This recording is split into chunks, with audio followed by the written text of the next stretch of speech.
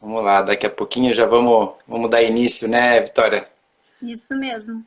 Contar um pouquinho sobre o que é Maravilha. o ciclo sustentável, né? Dar uma breve apresentação para vocês entenderem o que é, de onde surgiu, quem são as pessoas envolvidas. Falar um pouco, Ótimo. conversar com você sobre a tua experiência, quais são as dificuldades do licenciamento ambiental e as dúvidas, Sim, por favor, encaminhem que nós iremos responder.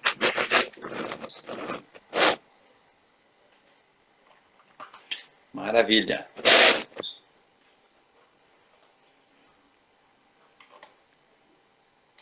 Pessoal que está chegando agora aí, isso aí, Antônio Carlos. Hoje você conseguiu participar. Ontem eu fiz uma aula ao vivo para os alunos do curso, Vitória, né, do curso online, Ah, legal. e foi bem bacana. Hoje o Antônio Carlos ali disse que hoje consegui, porque ontem ele não conseguiu se conectar. Ah, que bom. Já vai acompanhar bastante coisa hoje, então. Isto mesmo, isto mesmo.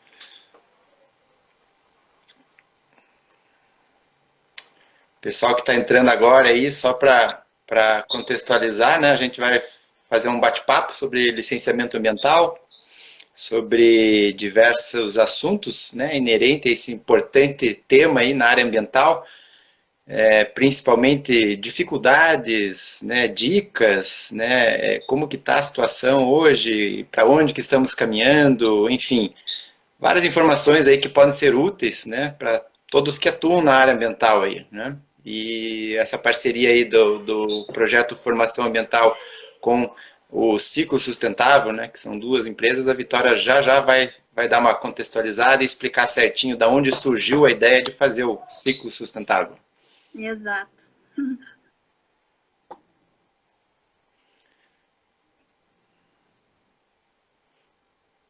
Boa noite, prazer de Iguatu, Ceará. Você tá longe. Tá bem longe. Sim, sim, sim. Oi, Ana. A Ana, eu vou falar um pouquinho dela depois. Ela é uma das fundadoras aqui do Ciclo Sustentável também. A Renata também já entrou, já vi. Daqui a pouco eu comento um pouco sobre elas também. Joia. Acho que está a gente iniciando. Com certeza, estamos a postos aqui. Ah, legal. Então, pessoal, eu vou começar falando um pouco de onde surgiu o ciclo sustentável, né?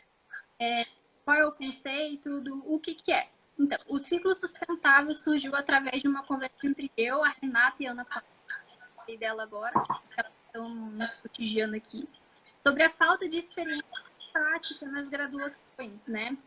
Sempre aprendemos muitos conteúdos teóricos, mas não sabemos como aplicar muitas das vezes quando a gente vai para o mercado de trabalho. Então, pensou, por que não criarmos workshops voltados para o mercado de trabalho, com temas atuais e especialistas que estão na área, né? E também, além dos workshops, o porquê não colocarmos práticas para eles aprenderem como que é a função dentro de uma empresa, por exemplo. Depois da gente discutir sobre esses assuntos, né? A gente conversou, a gente chegou à conclusão, a gente topou, na verdade, fazer esse desafio, porque por ser workshops mais práticos, ele é um desafio porque hoje os cursos que a gente tem de licenciamento ambiental, PGRS, são conteúdos mais teóricos, né? Traz muito base de legislação, conteúdos que a gente já tem disponível muitas das vezes na faculdade, né? Então, a gente fez um primeiro teste de workshop do PGS, né, em novembro do ano passado, e constatamos a real demanda desses workshops e o quanto eles agregariam valores para diversos profissionais, sem contar a questão do próprio network que todos ganharam, né? Tivemos participação de indústrias, estudantes, consultoria, tudo para agregar conhecimento e compartilhar. Então, o que é o ciclo sustentável? O ciclo sustentável, ele promove a qualificação profissional a partir de workshops temáticos que interagem entre a teoria e a prática. Além do networking, né, o participante ele tem a oportunidade de aprimorar seu conhecimento, as suas experiências e aplicar tudo o que aprendeu nas visitas técnicas que a gente faz durante os módulos. O ciclo sustentável ele é composto por 5 etapas, né? Etapa de resíduos, solo, ar e ruído, meio ambiente, gestão e água. Bom, daí quem é a Renata, quem é a Vitória, quem é a Ana Paula? A Renata, ela é mestre em engenharia química, fundadora e gestora do NR Hub, que é o primeiro hub de energia do Brasil que atua como uma plataforma colaborativa que visa conectar pessoas e empresas para o desenvolvimento de novos negócios, apoiando a inovação e a sustentabilidade. Quem é a Ana? A Ana também está nos acompanhando. Ela é mestre em Ciência e Tecnologia Ambiental, ela é cofundadora da Engenharia Ambiental. Ela atua como consultora e auditora na área ambiental, no sistema de gestão da qualidade e sistema de gestão ambiental. E eu, né, propriamente dito, sou engenheira ambiental, fundadora de energia e consultoria ambiental e atuo na área da engenharia ambiental propriamente dita, com licenciamento ambiental, estudos ambientais, gerenciamento de resíduos e auditora da ISO 2001, auditora interna.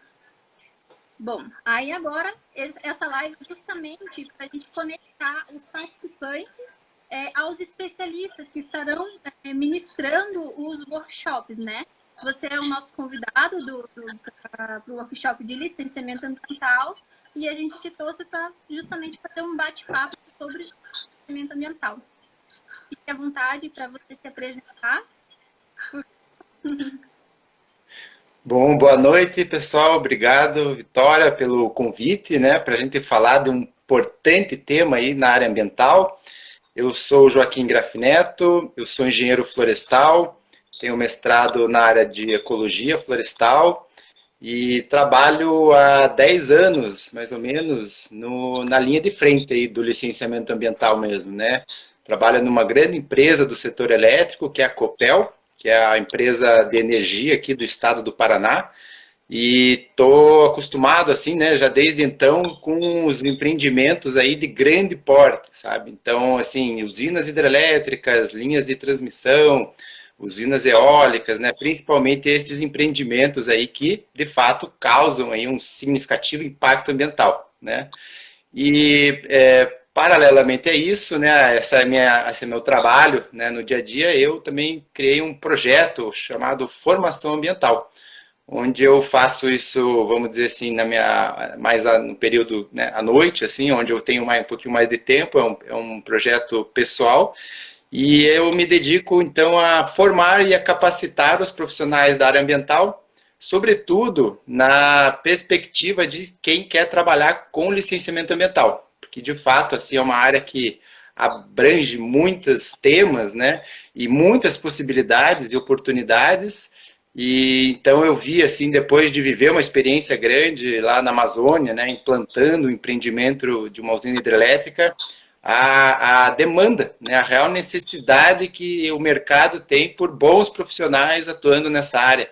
Né? E quando eu falo assim, em todas as áreas, né? Desde o empreendedor, desde as consultorias, até mesmo dentro do órgão ambiental, tem que formar, tem que capacitar mais gente a trabalhar com licenciamento ambiental. Né? Então, esse projeto aí, ele visa capacitar cursos por meio de cursos presenciais, né? Naquela época, que a gente podia, e agora por meio de cursos online, né? E agora também, juntamente com a parceria aí com o NRG Hub e a Emergia, que a gente está fazendo a live aí, estamos planejando algumas surpresas aí que a gente vai falar logo mais.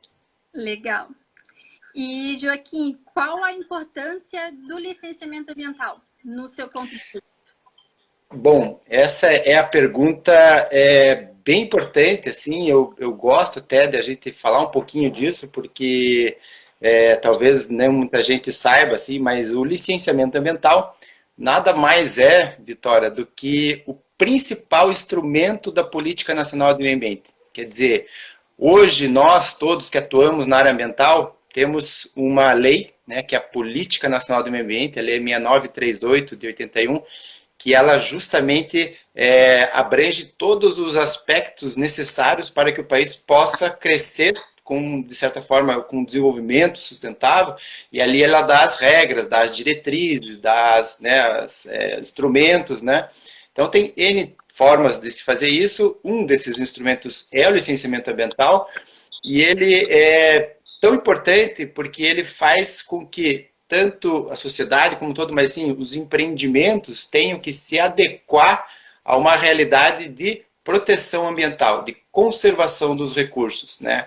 Então a gente pega como exemplo aí década de 50, 60, 70, onde a gente não tinha esse instrumento validado, vamos chamar assim, e as obras saíam, né, na época da ditadura militar aí assim, de qualquer forma, porque o importante era o desenvolvimento, né? A gente precisava crescer, né, sob qualquer custo, né? Só que com o passar do tempo, né, a coisa não é bem assim. Né, precisava botar alguns limites aí, né, principalmente questões relativas a emissões, né, a contaminação, a poluição. Então, assim, aí é nesse pano de fundo que entra a importância, né, do licenciamento ambiental para a gente poder, de fato, ter um crescimento, né, um desenvolvimento, mas com responsabilidade ambiental e social. Então é interessante isso também, que, né, o componente socioeconômico também deve ser considerado, a gente pode falar um pouquinho disso, mas está aí, né, a importância do licenciamento ambiental é o principal instrumento para a gente colocar todas as nossas metas aí, todos os nossos objetivos em questões ambientais em prática. Legal. E quais são os benefícios do licenciamento ambiental? Além bom, pois é, então, são benefícios assim que a gente pode elencar, vamos chamar assim, né, como em diversos aspectos, mas principalmente quando a gente vê a proteção, né, a conservação de recursos naturais, né. Então vamos dar um exemplo aqui, já trazendo um pouquinho para a prática, né, que é o nosso objetivo, sempre trazendo uma contextualização da necessidade de aplicar isso em prática, né. O licenciamento ambiental, por exemplo, de um empreendimento de grande porte, como é o caso, vamos chamar assim, já uma usina hidrelétrica, né. Então ele vai lá, vai barrar um rio, né, então um corpo hídrico, né, que para aquela região pode ter um significado interessante, importante, né. E ele sim vai causar um grande impacto, né? Como que a gente pode enxergar isso, né? Como que pode ter algum benefício nisso, né? Então, assim, lógico que esses empreendimentos, eles vêm de uma política nacional, uma política, né, de crescimento, onde o governo aponta quais são as necessidades de crescimento, né? E ali o licenciamento ambiental vai ditar as regras do que pode e o que não pode, né?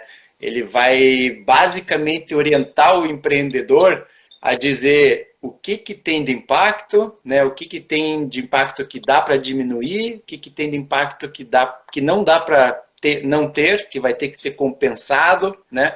Então, quando a gente começa a olhar para essas regras que o licenciamento ambiental impõe, né, a gente começa a ver aí alguns benefícios, né, principalmente, né, para garantir a manutenção da diversidade biológica, em alguns casos, né, manutenção de biodiversidade, né, proteção de algumas espécies, principalmente espécies raras, espécies endêmicas, né. Geralmente, dentro de processos de licenciamento ambiental, a gente tem tratamentos diferenciados para esse tipo de espécie, porque elas são vulneráveis, elas vão ser impactadas. Imagine se não tivesse alguma regra que o licenciamento ambiental impõe, né, essas espécies poderiam estar correndo risco de extinção ou até mesmo, né, de diminuir a sua né, ocorrência ali naquela região. Quando a gente olha para os benefícios também sobre os aspectos socioeconômicos, né, quer dizer, a chegada de um grande empreendimento, ela traz aí uma mudança, né, uma mudança significativa para um município que está ali, pequeno município, médio, até grande às vezes, mas ele tem a sua realidade e de repente chega uma grande quantidade de trabalhadores e começa né, uma nova realidade, novo contexto ali, e eles, de alguma forma, causam impactos nos serviços públicos, né, nos principais serviços aí, dos municípios, né? Então, se não tivesse o licenciamento ambiental, esses impactos não seriam sequer medidos e nem sequer compensados, né? Então, muitas vezes, os municípios não têm capacidade de absorver todo esse impacto que acontece, né? Por meio do licenciamento ambiental, existem regras que, antes mesmo do empreendedor sequer poder implantar a obra, ou se quer poder ligar a chave, né, da obra, do empreendimento, começar a gerar o seu lucro, ele tem que ter atendido esses condicionantes prévios aí. Então, assim, em linhas gerais, Vitória, os benefícios, né, são muitos, mas eles são, sobretudo, sobre os aspectos, né, físicos e bióticos e do meio socioeconômico também. Tá? Legal, Joaquim. E quais foram as maiores dificuldades que você encontrou em um processo de licenciamento ambiental? Uau, essa na verdade, dificuldades daria para a gente ficar aqui falando várias, né? Mas assim, porque, de certa forma, assim, o que acontece, né? A gente vai aprendendo e fazendo, né? Eu digo, o próprio país, sabe? Porque, assim, o licenciamento ambiental ele é relativamente novo no nosso país, ele é relativamente recente, né? Quando a gente olha para o histórico do licenciamento ambiental, né? Eu já vou chegar ali nas dificuldades, mas eu vou só fazer uma breve introdução aqui ao que eu vou falar, tá? A gente vê que assim, a década de 70 é um grande marco para as questões ambientais mundiais, né? Com a Conferência de Estocolmo em 72, né? Com as questões relacionadas a desenvolvimento e conservação. Aí traz para o país assim, algumas demandas, necessidades, e somente ali, né, em final da década de 70, que começam alguns estados a colocar as suas regras, né, no papel, e daí ali a gente tem em 81 a Política Nacional de Meio Ambiente, mas daí, de lá para cá, sempre o licenciamento ambiental ele esteve atrelado às questões econômicas, à saúde financeira de um país, tá? Então, se a gente olhar ali, assim, os gráficos, né, que trazem assim, as quantidades de licenças emitidas, elas vão estar diretamente relacionadas à saúde financeira de um país. Por exemplo, em tempos de crise, tem menos dinheiro, tem menos obras, tem menos licenciamento, né? E então, assim, dentro desse histórico do licenciamento ambiental, a gente tem algumas regras que foram sendo criadas, né? Uma das regras, e uma das principais regras, são as resoluções do CONAMA, né? A resolução do CONAMA, que foi criado lá em 81 pela Política Nacional do Meio Ambiente. E a primeira resolução, né, de 86, que fala sobre avaliação de impacto ambiental, e daí somente 97, com a resolução 237, que vai ter a regra do jogo, né? Então, assim, de lá para cá, Vitória, a gente ainda está com essa resolução CONAMA vigente. Quer dizer, nós não temos uma lei geral, né, do país como um todo que trata do licenciamento ambiental. E isso é um problema. Isso é um problema porque causa uma certa insegurança nos empreendedores que vão querer implantar suas obras. Por quê? Porque o que está vigente hoje no país não é uma lei, né? É uma resolução. Né? Então, esse é o pano até de fundo. Depois a gente pode abordar um pouquinho o assunto da lei geral do licenciamento, mas uma das grandes dificuldades é essa insegurança jurídica, que é causada pela falta de regulamentação, pela falta de leis próprias para o licenciamento ambiental. Então, quando a gente olha sobre esse aspecto, principalmente da falta de normas, assim, isso causa uma insegurança e, lógico que obras, né, que têm seus empreendimentos, empreendedores que têm os seus empreendimentos com uma certa insegurança, eles não vão implantar mais, ou vão deixar de implantar. Isso daí é um complicador. Outra coisa que eu gostaria de elencar aqui, Vitória, é principalmente assim, a falta de recursos para os órgãos ambientais. Tá? Então, assim, quando a gente vê um órgão ambiental com uma equipe técnica extremamente reduzida para avaliar não um, nem dois, mas 10 EIA-RIMAs, né, concomitantemente, ou principalmente depois que está licenciando já a falta de recursos que eles têm para acompanhar as obras do licenciamento, né? Isso daí causa uma grande dificuldade também para a gente. Por quê? Porque a gente precisa muito do órgão ambiental presente atuando, né? É até uma comparação, às vezes, que a gente faz, assim, né? Tem obras que são licenciadas pela esfera federal, pelo IBAMA, tem obras que são licenciadas pelos órgãos estaduais. Existe uma grande diferença aí nos empreendimentos, na forma como os processos administrativos, aí, os processos de licenciamento são tratados, né? Então, capacitação e recursos dos órgãos ambientais, eu diria aí que é uma grande dificuldade, né? E, bom, eu acho que mais que me ocorre aqui, assim, mas a princípio, essa questão relacionada à falta de regulamentação e à capacidade dos órgãos ambientais de atender a demanda, né? Seria uma das grandes dificuldades que eu gostaria de elencar aqui, eu acho. Talvez apareçam mais algumas e eu vou lembrando aqui e vou te falando. Legal, Joaquim. A gente já teve 2 perguntas aqui para o pessoal participando, né? Uhum. A princípio, eu vou fazer todas. Eu vou já puxar o gancho pela que o Jorge colocou para a gente aqui. Ele pergunta assim, okay. Quais seriam as oportunidades de negócios nesse aspecto de licenciamento ambiental? Porque muitas vezes as empresas visualizam apenas como algo secundário e negligenciam este assunto. Olha, Jorge, a pessoa que fez a pergunta? Isso. Jorge, então, boa pergunta essa, obrigado aí pela tua participação, né? E eu diria que as oportunidades são enormes, porque quase tudo passa por alguma necessidade de uma licença, né? Então, assim, diversas frentes de atuação na área ambiental vão precisar de algum tipo de análise, de autorização do órgão ambiental, né? Então, por aí é um ponto que eu gostaria de colocar. Sobre essa colocação de que muitas vezes as empresas visualizam apenas como algo secundário, eu diria que até elas levarem a primeira multa, né? Até elas levarem a primeira infração, né? E começar a pesar no bolso. Depois que elas levaram a primeira multa e mesmo assim não entenderam, né, que é necessário, aí elas vão ter um embargo, né? E daí não vão poder gerar mais o lucro que elas têm. Aí pronto, está aí explicado, né? A gente sabe que tem sim gestores aí de empresas que não veem a questão ambiental como uma necessidade e tal, mas está na lei, né?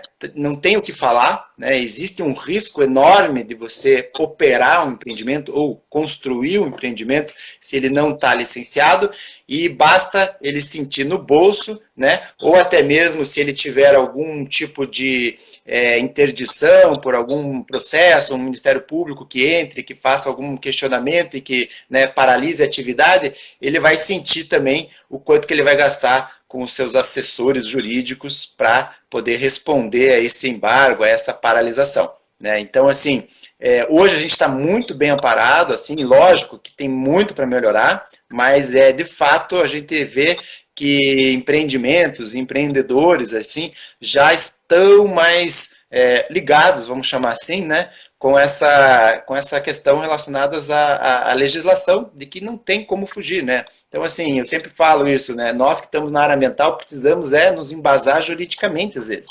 Porque se vem um empreendedor desse falar alguma coisa dessa, você só fala e responde, né, dizendo exatamente que os riscos são enormes por causa da obrigação na lei tal, no artigo tal, enfim. Então, fica aí a dica aí para todos nós da área ambiental também trabalhar essa capacitação de embasamento jurídico, né, para poder rebater justamente essa pergunta do Jorge.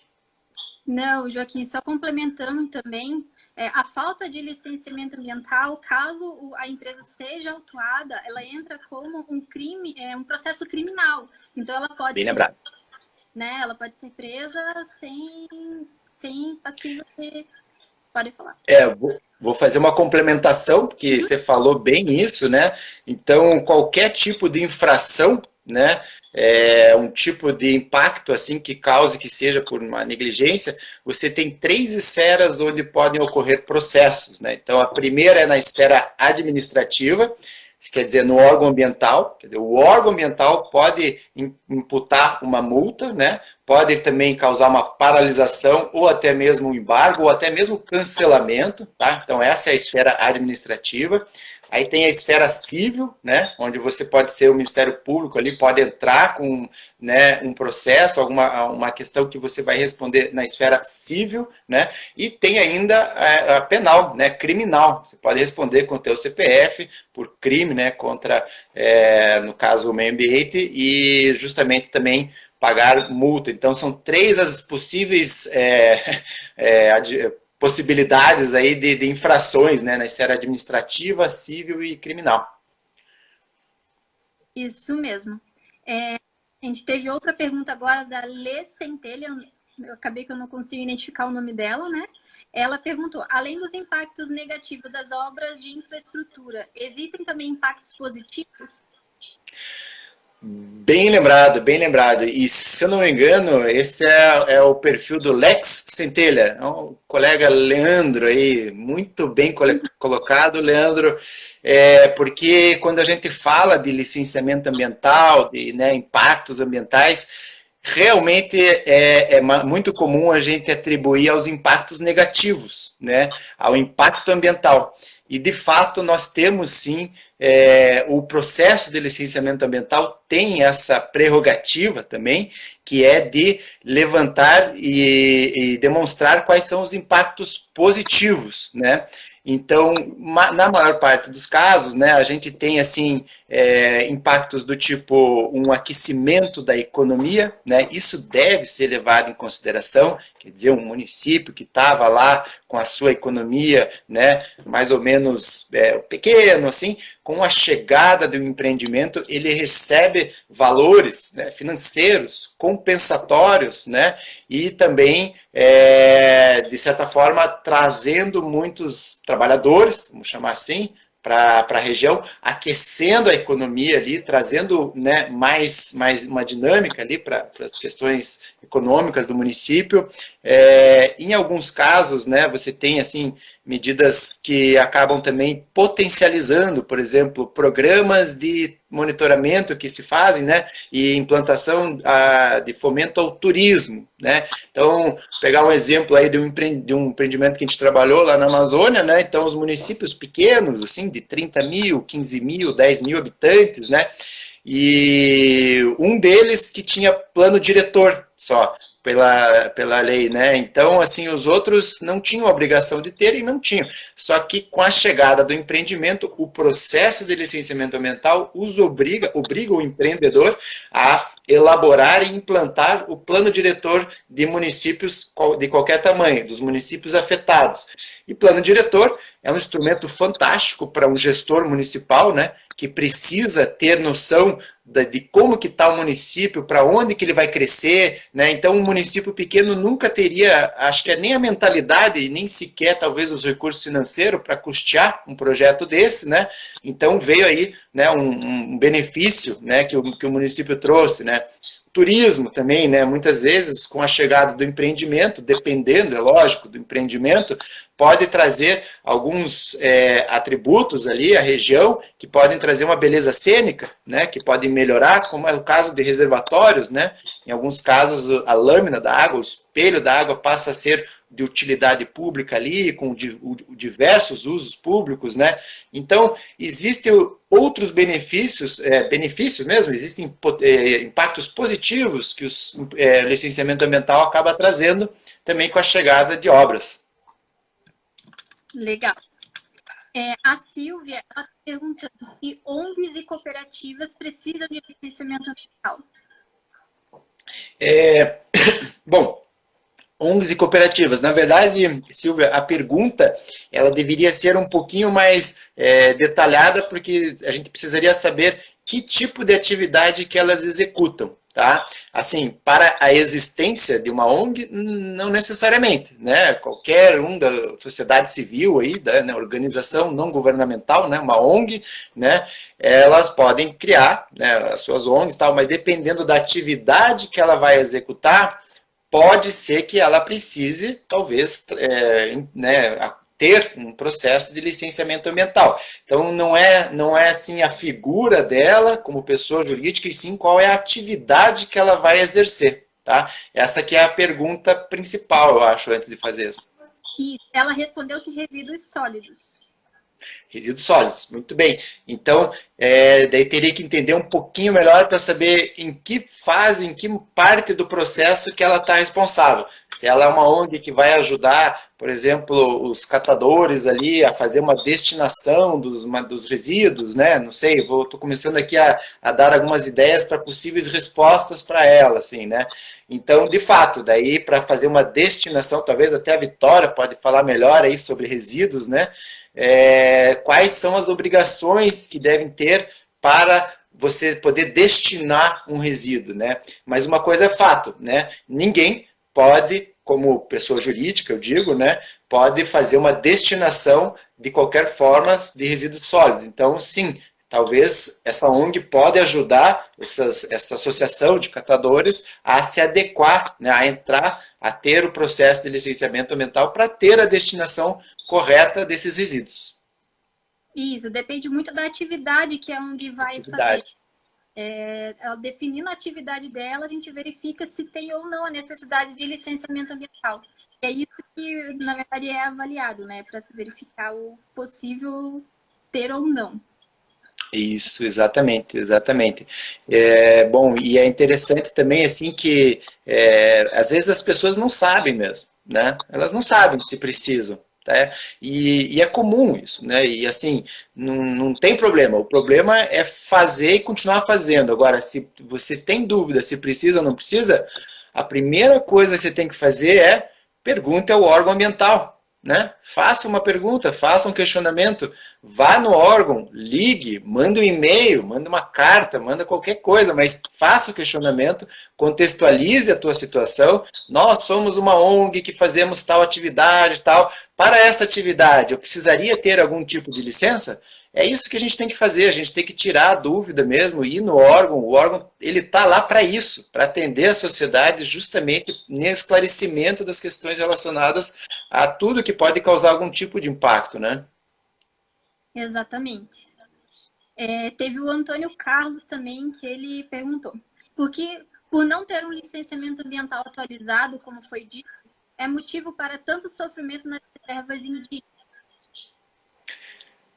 Sofrimento. Eu teria que entender um pouquinho melhor, Antônio Carlos, e que contexto que é essa sua pergunta, né? Sobre o sofrimento em terras indígenas. É isso que foi a pergunta, Vitória? Isso mesmo. Bom, na prática, né, Antônio, assim, todas as questões indígenas, né, existe o órgão, né, federal, o órgão governamental, que é a FUNAI, né, que é a Fundação Nacional do Índio, que tratam todas as questões indígenas, né. Em tese, processos de licenciamento ambiental que causam algum tipo de interferência em terras indígenas, né, ou melhor, vamos chamar assim, que causa algum tipo de interferência, independentemente de onde ele ocorrer, o empreendedor deve consultar a FUNAI para saber se aquela área que se pretende implantar um empreendimento conflita com o polígono de alguma terra indígena que esteja demarcada. Né? Então, esse é o rito correto. Né? Primeiramente, deve-se consultar a FUNAI. Né? E se tiver, de fato, algum tipo de impacto, diretamente o processo deve ser tratado pela esfera federal, né? Isso não tem como ser tratado por nenhum órgão municipal ou órgão estadual, e deve-se ter a consulta também, né, na Câmara, nos deputados, principalmente porque é um assunto de interesse nacional, né? Então, assim, questões indígenas, elas são tratadas geralmente nesse aspecto, né? Nesse âmbito, assim. Precisa ter o de acordo, vamos chamar assim, né, da FUNAI, para saber se está causando algum tipo de impacto, e é a FUNAI que acaba respondendo, né, ela tem essa atribuição, né, Vitória, de fazer essa ponte com os povos indígenas e de fazer as consultas, né, agora estou lembrando aqui também que tem a oitiva, a 169, né, a OIT 169, que fala também da necessidade de ter consulta aos povos tradicionais, né, no processo de consulta pública ali, nos primeiros tratativas onde você vai implantar o empreendimento, isso está assegurado, né, pela oitiva da OIT 169, e se não tiver essa consulta, ela pode tornar o processo frágil. Pode tornar o processo até inválido, né? Porque não seguiu o rito processual de lá no começo fazer a consulta aos indígenas. Legal. A Rosa, ela complementou aqui, perguntando se essas áreas indígenas, elas podem entrar no AID ou no ALL. AIT, AIL? ALL. Não sei te responder, eu desconheço as siglas. Talvez seriam áreas de influência? Área de influência direta? AID? Não. Deixa eu ver se ela já me respondeu. Seria isso? Desculpe, não entendi a pergunta, mas lógico que depois até, Vitória, se você quiser, né, disponibilizar o meu contato, o contato da Energia aí, do NRG Hub, para a gente receber perguntas que não foram respondidas, para depois a gente mandar por e-mail alguma, né, explicação, alguma complementação. Ah, tá. Ela falou que isso não é uma pergunta, na verdade é uma afirmação, né? Ah, vamos lá. Que essas áreas elas podem entrar nas áreas, né? Positivo, positivo. Depois até vou atrás dessa informação para saber do que se trata. Tá. Tem uma pergunta da Nicole também, que ela fala o seguinte: qual seria a melhor alternativa para um monitoramento dos empreendimentos já em funcionamento? Monitoramento dos empreendimentos já em funcionamento? Isso. Bom, é uma pergunta genérica, né? Eu vou tentar contextualizar aqui e talvez entender a pergunta, né? Mas, assim, de fato, quando que acontece o licenciamento ambiental? Então, a resposta é sempre, né? No início, no meio e no fim. Tem um fim? Não, não tem um fim. Depois que você recebe a licença de operação, você segue monitorando os impactos, porque você precisa renovar suas licenças, né? Na lei fala quais são os prazos, né, de cada licença e tal, mas em tese, assim, tipo, na prática também, não só em tese, mas na prática o que acontece é que os empreendimentos em operação, eles seguem monitorando os impactos, né?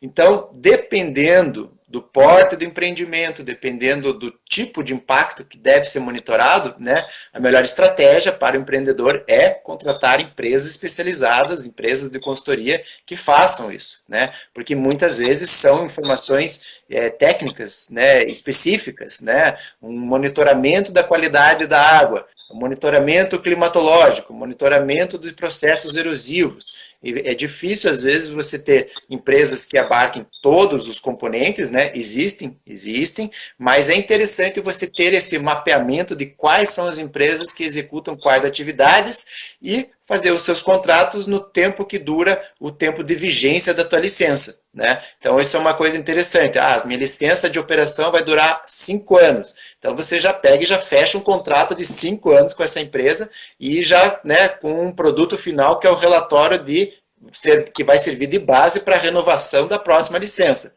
Essa é uma estratégia que, assim, me veio à cabeça aqui, que daria para fazer, assim, né? É importante ter empresas especializadas para cada componente que deve ser monitorado.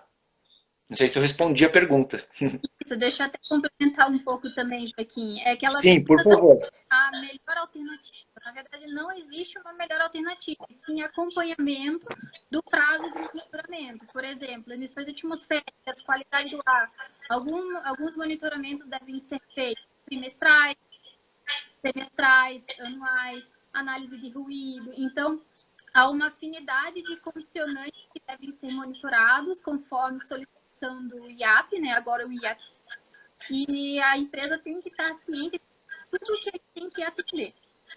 Então, justamente, complementa com a sua fala, né, referente aos contratos com as empresas, consultoria ou empresas específicas para acompanhamento dessas condicionantes. Justamente, essas condicionantes servirão para você renovar a licença, né? Eu vou fazer uma complementação, Vitória, ainda, que acho que é importante para o pessoal que está nos ouvindo aí. Tem gente que atua na área, né, e às vezes, assim, até com certa experiência, já conheci gente também, mas que não dá a devida atenção às condicionantes. sabe? Então, assim, eu chamaria muito atenção para que seja, assim, controlado muito bem os prazos de algumas condicionantes, né? Porque às vezes você recebe a licença, ela tem um prazo de validade, mas dentro da licença, dentro do parecer técnico, tem as condicionantes que podem ter exigências com prazos específicos, né? Então, tem que chamar muito atenção para as condicionantes, porque elas são condicionantes da licença existir, né? Quer dizer, se você não atender ela, a tua licença está sob risco. Exato. A Nicole ela complementa, né? Ela pergunta: não cabe ao pessoal do IAP fazer o monitoramento?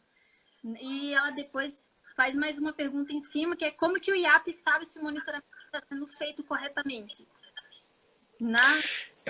É uma boa pergunta, na verdade, essa segunda, né? A primeira eu diria que não tem como, né? Não tem como o órgão ambiental fiscalizar, fiscalizar não, o órgão ambiental fazer o trabalho do empreendedor, né? Quer dizer, quem está causando impacto, né? Entra aí o conceito do poluidor pagador, né? Quem está causando impacto é que vai arcar com todos os custos, né? Porque custa muito dinheiro monitorar impacto, né? E de fato ele está utilizando um recurso natural, né? Que vamos dizer assim é um serviço ecossistêmico, né? É um serviço ambiental, ele está usufruindo desse serviço e auferindo lucro, né? E ganhando, rendendo. Então, desses rendimentos é que devem sair os custos de monitoramento. Não deve sair da conta do Estado, não deve sair da conta da União, que é do bolso de todos nós, né? Então, a primeira pergunta estaria assim. A segunda pergunta, se pode repetir, é como que o IAP, o órgão ambiental, fiscaliza isso? Como que ele sabe que o monitoramento está sendo feito corretamente? Perfeito. Bom, a princípio me ocorre aqui de duas formas, né? Primeiro, ele recebe relatórios de monitoramento, relatórios de acompanhamento, então cabe ao empreendedor relatar permanentemente, de acordo com o que o órgão exige, às vezes mensalmente, às vezes semestralmente, às vezes anualmente, às vezes até bianualmente, dependendo do empreendimento e do porte e do impacto, né? Mas essa é uma forma, a forma como ele acompanha o monitoramento é lendo e acompanhando os relatórios que o empreendedor envia, né?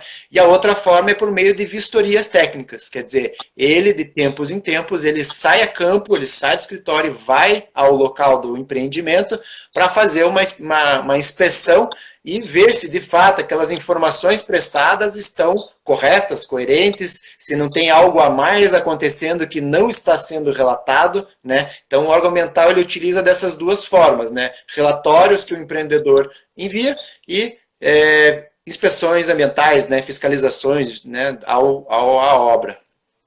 Exato. Ela complementa, referente à primeira pergunta dela, que se não seria uma alternativa interessante o monitoramento participativo do órgão à empresa. Do órgão à empresa. Um monitoramento participativo, eu talvez teria que pensar melhor para entender o que ela quis dizer, mas eu sei que ao longo dos empreendimentos, né, ao longo da obra, né, o que acontece?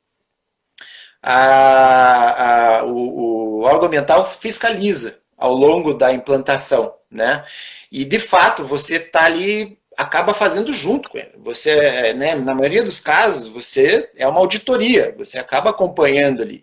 E isso acontece de forma conjunta. Então, às vezes até dúvidas, questões, embates ocorrem ali, no momento da vistoria, né?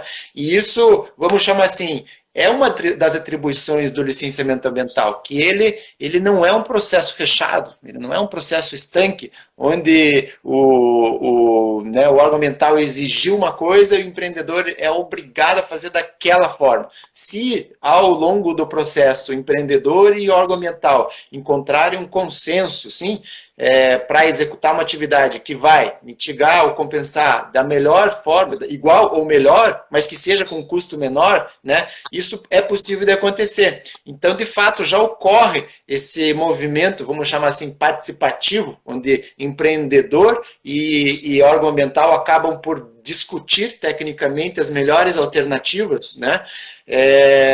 E talvez está aí, né? Eu acho que não sei se a resposta seria mais ou menos nessa linha, assim, né? Uma coisa participativa onde no momento que o órgão vai ao empreendimento, essas conversas de fato acontecem, né?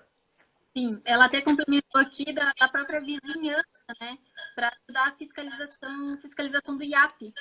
Perfeito, perfeito. Na verdade, o papel de fiscal de todo cidadão, né? Todo cidadão tem esse direito de denunciar irregularidades, tal. Então, assim, até o próprio empreendedor, se ele tiver uma boa política de vizinhança, né, com os seus confrontantes, com os seus atingidos, né, eles podem sim servir de pontos de apoio para fiscalizações, né? Isso aconteceu conosco também, né? Uma situação onde a gente tinha lá a implantação do reservatório, né? Então o reservatório começou a encher, estava cheio, de repente uma nova realidade foi imposta. Então a partir do momento que não era mais rio e era um lago, começaram a ter alguns tipos de invasões na PP, né?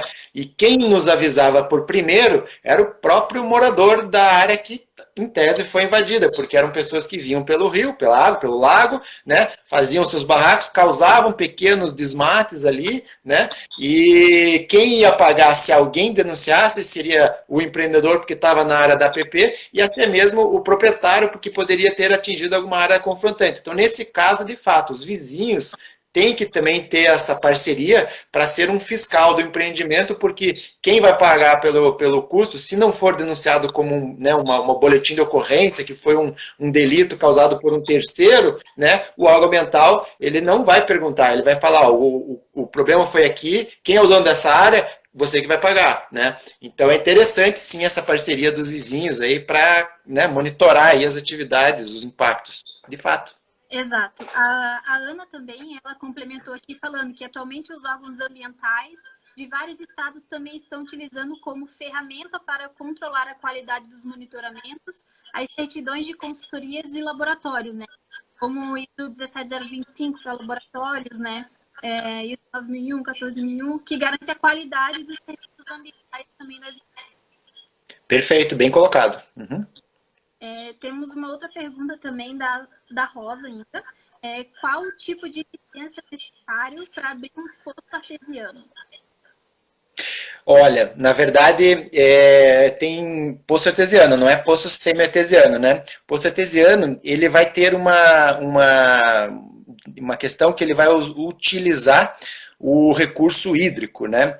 O recurso hídrico, ele deve ter uma autorização que se chama outorga, né? Outorga pelo uso da água, né? O conceito da outorga é justamente esse, onde a gente tem um recurso que é de um bem público, né? E a esfera pública, ela deve ter minimamente conhecimento de quanto de água disponível tem para os usuários, né? Então, a outorga, ela é oferecida a partir do momento que aquela disponibilidade do recurso hídrico não vai ser afetada se mais um poço precisar ser instalado, né? Geralmente, poços artesianos utilizam uma quantidade relativamente pequena, né? E, basicamente, né, você tem essa demanda, então, por fazer um levantamento, né, uma prospecção para ver, e daí a outorga é a disponibilidade justamente desse recurso hídrico, né? Legal. O Tiago também, ele pergunta, podem, por gentileza, falar sobre os estudos ambientais que podem ser solicitados pelo órgão regulador para atividade ou de solicitação de EIA? Para quais atividades? Para quando não tem solicitação de EIA. Joia. Então, essa pergunta é interessante porque ela precisa de uma pequena contextualização, assim, que é justamente aí que entra as dúvidas, né, das pessoas de que eu vou fazer para qual empreendimento, para qual licença, né? Então, assim, em linhas gerais, para todo e qualquer empreendimento que cause algum tipo de impacto, né, seja ele pequeno, médio, grande, vai ser necessário fazer um tipo de avaliação de impacto ambiental, tá? Então, não vamos confundir com estudo de impacto ambiental, é uma avaliação. Se o empreendimento ele é de pequeno porte, ele vai ter uma exigência é bem menor do que o do médio, do que o do grande, mas em linhas gerais, as informações, os componentes que devem ser estudados, eles são muito parecidos, né? Mas, por exemplo, num EIA-RIMA, você vai ter que ter campanhas que peguem sazonalidades diferentes, número de parcelas muito maiores, né? Por exemplo, o monitoramento da fauna, vamos chamar assim, né? De um EIA-RIMA. Ele vai ter que ter lá um número X de campanhas que peguem épocas do ano, se for, dependendo da região, né? Época chuvosa ou época seca. Agora, se for um empreendimento menor, talvez uma campanha já atenda, já, né? Isso é difícil a gente explicar aqui, mas em tese a linha de raciocínio é essa. Tudo vai depender do porte, mas os componentes ambientais precisam ser avaliados de alguma forma, numa quantidade de informações bem menores, né? Isso depende também um pouco do tipo de atividade que está se licenciando, né? Então, se um EIA-RIMA para uma atividade de instalação de uma usina hidrelétrica vai exigir uma coisa. Já um EIA-RIMA para a implantação de uma rodovia vai exigir outro tipo de estudos ambientais. Aí a gente vai descendo de nível, né, para um RAS, que é a sigla para Relatório Ambiental Simplificado, né, é um EIA-RIMA menor escala, né. Agora, se eu tenho um empreendimento menor ainda, o que eu vou utilizar? Eu vou utilizar um RCA, que é a sigla para Relatório de Controle Ambiental. Então, vocês vejam, para cada porte, né, existe um tipo de estudo. Eles se parecem muito, mas a quantidade de informações é bem diferente, que precisa ser entregue ao órgão ambiental, né? E existem situações também onde há a dispensa do licenciamento ambiental. Quer dizer, tem situações que, dependendo da área atingida ou do número de indivíduos ali que você vai manejar, né, numa avicultura, por exemplo, a quantidade do produto mesmo, se ela for menor do que o limite inicial, ela pode ser dispensada de licenciamento. Mas você tem que pedir a dispensa. Não pode simplesmente, eu não vou precisar licenciar, mas eu tenho que pedir oficialmente para o órgão ambiental que eu tenho tal empreendimento em tal local, com tais características, solicito, portanto, a dispensa. Os órgãos ambientais, em linhas gerais, eles trazem essas informações nos sites, tá? Para quais tipos de empreendimentos tem dispensa de licenciamento, para qual tipo de empreendimento que eu vou usar um RAS ou um EIA, né? Então, acho que é mais ou menos por aí. Espero que eu tenha respondido a pergunta. Isso, a Rosa também ela complementa, né? Que dependendo do tipo de atividade, será necessário determinado tipo de licenciamento. E isso normalmente Exato. Nas instruções normativas dos órgãos, né? Então é mais exato. também. Bem lembrado, é isso mesmo. Boa colocação. Legal. Tem uma pergunta aqui da engenharia com solução ambiental, que eles perguntam se ela precisa de atribuições para a certificação da ISO 2001, pois eles têm uma demanda legal na região deles, e tem um site para indicar. Aproveitando, o ciclo sustentável, ele faz workshops, inclusive o último que a gente teve foi sobre a da ISO 2001. A gente pode indicar para você também a questão da certificadora, né? As empresas certificadas para auditar as empresas. E, por exemplo, a Boreal Veritas. Tem a PAR também aqui no Paraná, que faz a certificação da empresa, né? Então, eu precisava entender um pouco a sua demanda. Você precisa da auditoria interna, precisa da implementação da ISO 14001. Então, se você puder me mandar também, encaminhar para você seguir indicações. Uhum. O teu áudio está falhando um pouquinho, Vitória. Não sei se o meu também. O seu áudio está falhando um pouquinho. Eu até nem escutei a pergunta direito, tá? Tá. Agora está escutando melhor? Assim. Uhum. Tá. Só vou fazer uma observação aqui. A gente já vai entrar para 1 hora de live e daí o Instagram ele corta. Mas na sequência a gente entra novamente para dar continuidade. Positivo. Mais. Tá, a pergunta que ela foi referente a atribuições da ISO 14001. Ah, tá. Precisa de indicação de empresas e tudo mais. Deixa eu ver. Tá. Aqui ela falou que não entendeu muito bem a resposta, então eu vou repetir, não tem problema. Tá escutando agora, Rosa?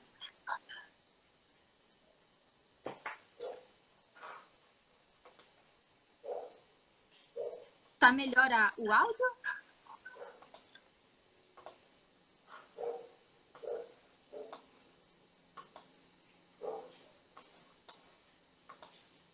Tá dando eco, deixa eu... Ah, legal. Então, o ciclo sustentável, ele tem cursos da ISO 14001, que a gente fez, inclusive, foi sobre a 14001, auditor interno.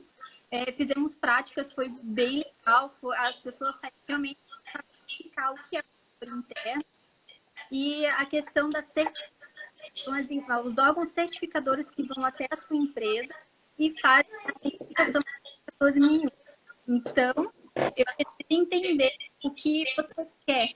É um curso para você saber aplicar a 14001 ou para a empresa ser certificada. Conseguiu? Tá melhor agora o áudio?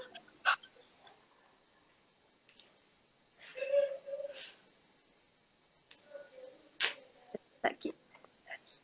Melhorou? Eu tô ouvindo bem. Tá? Legal. Ó, daqui a 1 minuto e meio já vai cair, mas a gente já retorna na live. Tá joia. Então, legal. Respondido a pergunta da 14001? Ah, legal. Qualquer coisa eu te mando também. Você pode me perguntar ali na inbox, que não tem problema. Eu te passo todas as indicações para você. Então, vou fazer a uma pergunta para o Joaquim, caso alguém não tenha mais nenhum questionamento, algo aqui. Quais são os profissionais que podem fazer o licenciamento ambiental? Boa pergunta. Boa pergunta. Eu respondo geralmente assim, todos. Todos podem, de alguma forma, atuar em algum processo, em alguma parte de um processo de um licenciamento ambiental. Mas tem que ter atribuição. De fato, para algumas atividades do processo de licenciamento ambiental, tem atribuições específicas, né? Mas vamos dar um exemplo, né? Eu tenho lá uma necessidade de fazer um desmatamento para implantar uma planta, uma indústria. Então vai ter que ter o core da vegetação. Para assinar o plano de supressão da vegetação, tem que ser um engenheiro florestal com a sua respectiva ART. Né? Para fazer o resgate da fauna, o coordenador, o responsável pelo resgate da fauna, deve ser um biólogo ou um veterinário.